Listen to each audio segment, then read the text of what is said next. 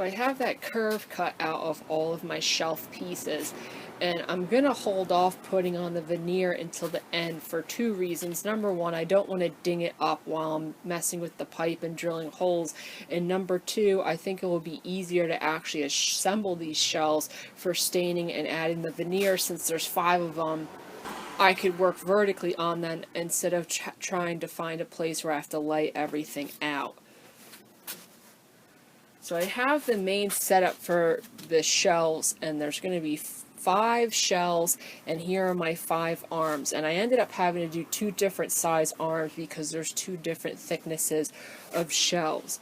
But the math for figuring out this pipe is kind of the biggest annoyance of these pipe shelves, and that's because you lose height when you go into each fitting, and your fittings themselves add height and depth, and calculating all that math is not super hard, but on a lot of the websites, unless you go to the store, you can't find these dimensions. So for instance, this is an 8-inch piece of pipe, but you lose at least 1/4 of an inch going into each fitting, so we're down to 7 1/8. I actually lost about a little less than a 1/2 inch for each size.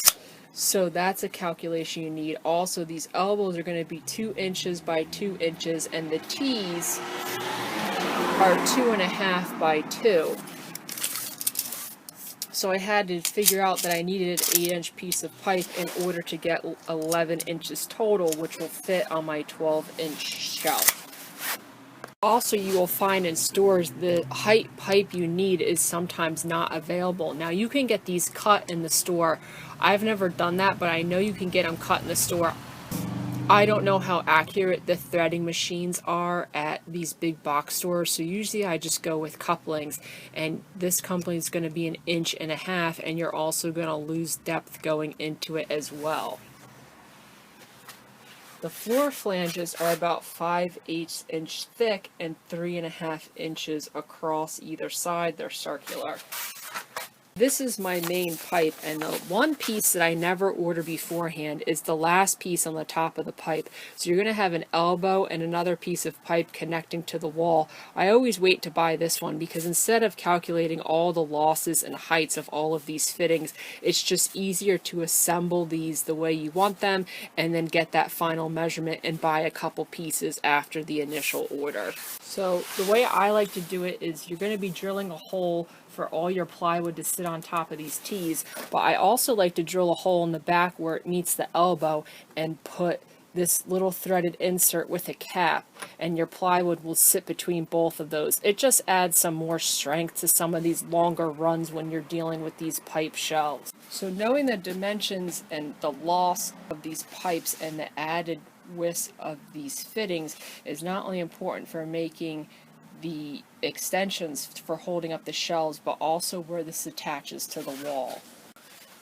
So once I add that edge banding to the front, this is about a 12-inch deep shelf. So with an 8-inch piece of pipe and these 2 fittings, I'm at about 11 1/4, and I want that because I don't want the holes, I want there to be a little bit of space in between the plywood and the holes. So over here, this shelf is 14 inches, so the piece of pipe I use in the middle is a 10-inch piece of pipe, and with the 2 fittings, that gives me about 13 1/4 inches. So on top of laying this out with the shelving bracket, I also add a little nipple in between the 2 fittings in order to figure out where this will attach to the wall, because if you don't have your fitting properly spaced from the wall, there's going to be a rather large gap in the back of your shelves. You want this as close to the wall as possible. So I take my pieces and I make something similar to this. So at the top of these shelves is going to be an elbow, a straight piece, and then a wall flange. Now I want my wall flange to sit about halfway on that edge. So if this is 5/8, about halfway is going to give me about 3/8 inch of play against these shelves and the wall. And you're going to want that little bit of play just in case there's an undulation in the wall, or if these shelves are not perfectly square. So once this is lined up like this, then I could start marking halfway in center of these of where I can drill my holes. I also want to make sure that when this is butted up against the wall, these won't go past the front. On corner shelves like this, it gets a little more complicated because if the spacing on both of these is not equal, one side won't sit flush to the wall. So I did the same thing over here with my shelf bracket, and then the pipe I would need to meet the wall and have it overhang just a little bit to line up those holes. In order to properly space out all this pipe, I started from right at where my curve starts. I knew I wanted pipe on either side, and then I just measured equal distances to the end, and then each end comes in 6 inches, and I drew a straight line. Since there's going to be 2 holes, you want them to be parallel to each other. So then I took some of those extra 3/4 inch nipples I have, and I put them in the bottom of both of my fittings, and then I lined up that little 1/8 inch space I want for the back of the wall. And now with that thread in there, I could go through and mark just about where this is going to be on either piece.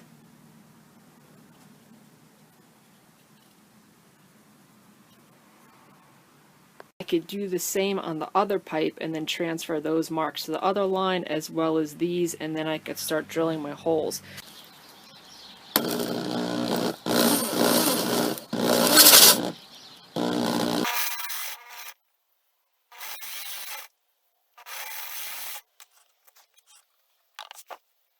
I'm freehand drilling these holes with an 1" and an 1/8 spade bit, just because trying to set this up in my drill press, these shelves are so long, it'll be more of a pain in the butt than anything else. And there's also, I'm using a corded drill that has a bullseye level on it, and it gets these pretty square.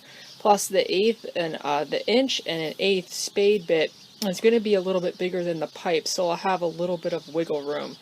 So once I drill those 2 holes, I'm going to take that set and make sure that I measured everything right and they're going to fit, and my flange will connect to the wall with that little bit of space off the back, and everything looks good.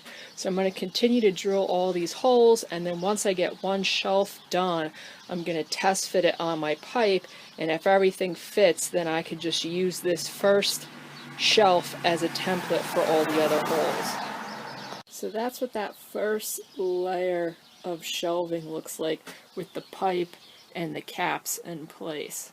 And I put those top pieces, the ones that will connect to the wall, on the top with the flanges out, and then I used a piece of plywood and squared it up, and I'm going to have that just that little bit of gap, which is perfect in case the wall's not square. So now that I know that everything is in place and these are going to hit the wall where I want them to hit, I could take these off and use this original as a template for the other 4 shelves.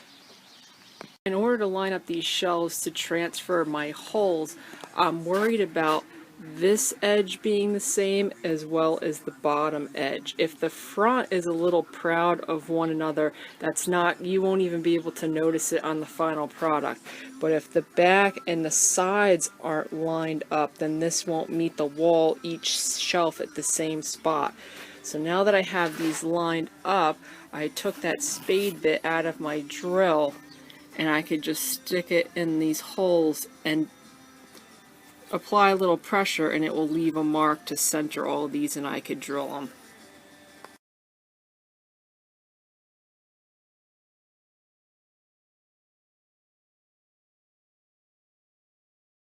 They're pretty much ready for the edge banding. I ended up filling in that hole with some masonite so that it doesn't transfer to the veneer. You won't have to do this step if you can make up your mind with what you're doing before you begin and you don't have that slot to start with. And then the last thing I did was, since this is going to be a curved shelf, the customer wants the books to have a continuous curve, which you can't have with the square in the back. So I kind of drew a rough arch and then used a paper template to cut out these triangles. And now I'm just going to use some brad nails and some glue to attach these to the back so you could see that the books can be put on the shelf in a continuous arch. Now once the bookshelf is full, you won't see these, which is why I just made them out of cheap 1/4 inch plywood. I'm ready to put that veneer on this board, and I have it sanded and propped up in a crate since I don't have a good vise for this.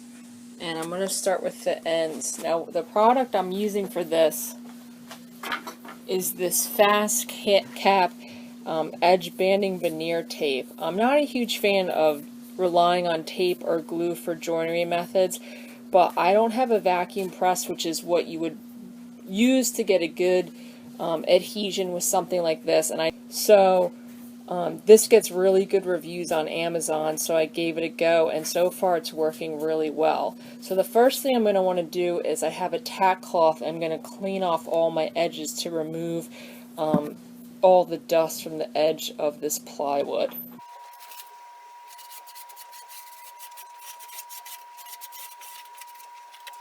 So the part facing me is the bottom, and this tape's an inch thick, and it's a 50-foot roll, and I've done all 4 of these, and I still have plenty left to do with this, and it's $10 a roll, so it's not expensive at all. So I'm going to put the roll on, and I'm going to line it up with this top edge so I only have to trim one side.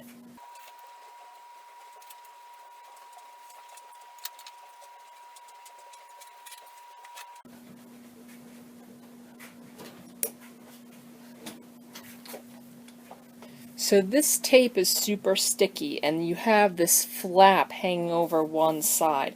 So I'm going to want to remove that excess because the veneer I'm using is a little bit wide as well, and when you go to trim it, you don't want to be trimming off the tape as well because this tape is super sticky and it will gum up your router bit real fast.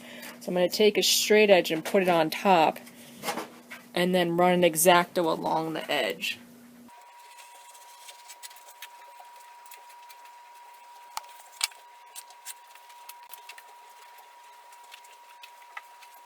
So then I could peel off this top layer of the tape and attach those pre-cut strips.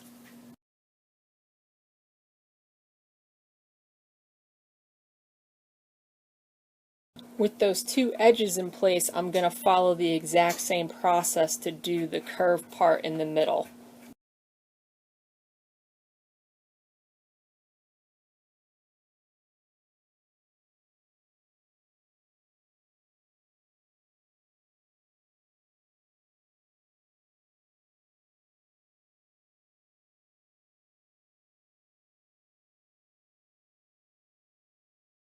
So while this tape is an instant adhesive, it does say it takes 24 hours for it to fully cure. So I'm probably going to leave this till overnight before I start trimming this.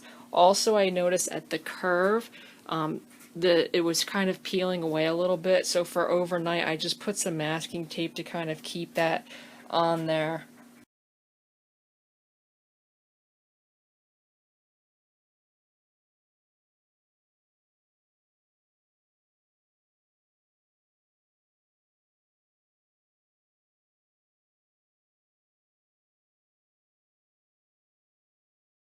So I re-put all that pipe back together, and now the next step is going to be taking some paint thinner and cleaning all the pipe. This galvanized pipe isn't as bad as the black malleable pipe you find.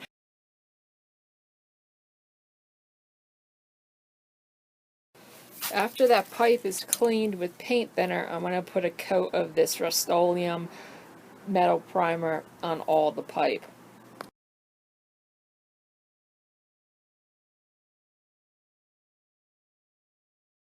With that primer on there, the primer can says you could top coat within an hour, or you have to wait 48 hours. So I'm going to take my top coat, which is going to be a metallic brass spray paint, and spray these.